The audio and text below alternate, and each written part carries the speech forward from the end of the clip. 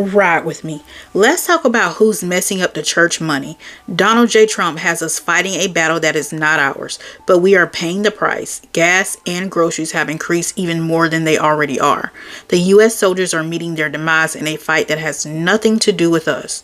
When Donald J. Trump was running his campaign, his main goals were to avoid starting a war, lowering egg prices, and put the economy in a better place than it had ever been. Oh, and let's not forget to release the Epstein files.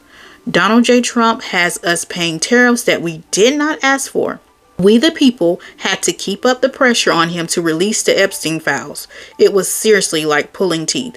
This is the reason I think he started this fight with Iran in the first place. Donald J. Trump's name was mentioned in the Epstein file more than Jesus' name appears in the Bible, which is 38,000 times. But no one sees anything wrong with that.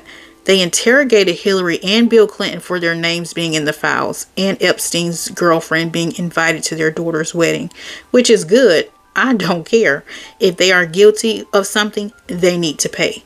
But you don't interrogate the man whose name appears in the file more than 38,000 times. That does not make sense to me at all. Don't get me wrong. I don't think Democrats or Republicans do much to help the everyday person, but come on, use common sense, pick the lesser evil.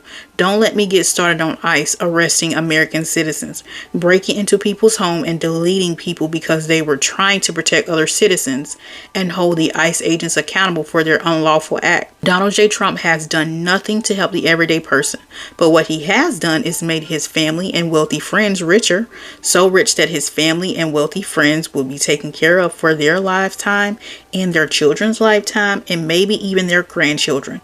By the way, did anyone get their Donald Trump phones yet? Oh, how is his stock doing? Did he ever solve the investigation that Elon Musk presented with Doge besides defunding for the everyday person, like farmers losing fundings and can't afford to keep their farm, DEI being wiped out, cutting funds for FEMA?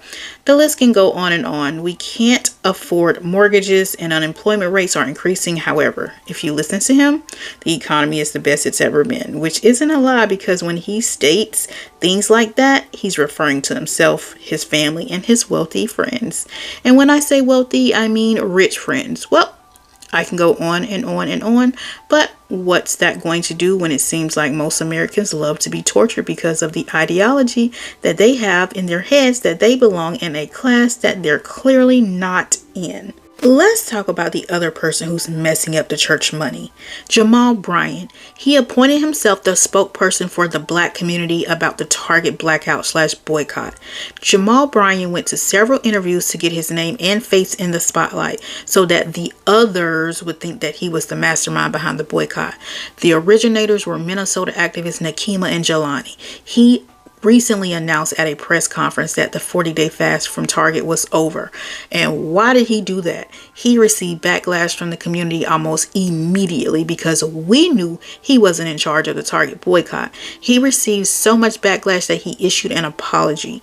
Jamal Bryant claims that 3 of the 4 demands were met, including a $2 billion pledge to black-owned businesses. But then in another interview, he said only 2 of the 4 demands were met. My question is, who else received the receipts that Target met any of the demands besides Jamal Bryant? Did Jamal get his pockets lined up to come up with this foolishness? What he should have said was his congregation at his church fast from Target is over. Maybe, just maybe, he wouldn't have gotten the backlash he got. But then again, I could just be optimistic. This is a prime example of not taking credit or attempting to take over a movement that you did not start. There are countless times in history when women were the ones who catapulted movements to make a difference, especially black women. Don't take a page out of Jamal Bryant's book. If you see a movement and you're not the originator, maybe you should check with the originator before you start announcing something is over because you've allegedly gotten your 40 acres and a mule. I would love to hear your opinion in the comment section below. Thanks for riding along. Make sure you like, comment, and subscribe, and I will see you in the next ride along.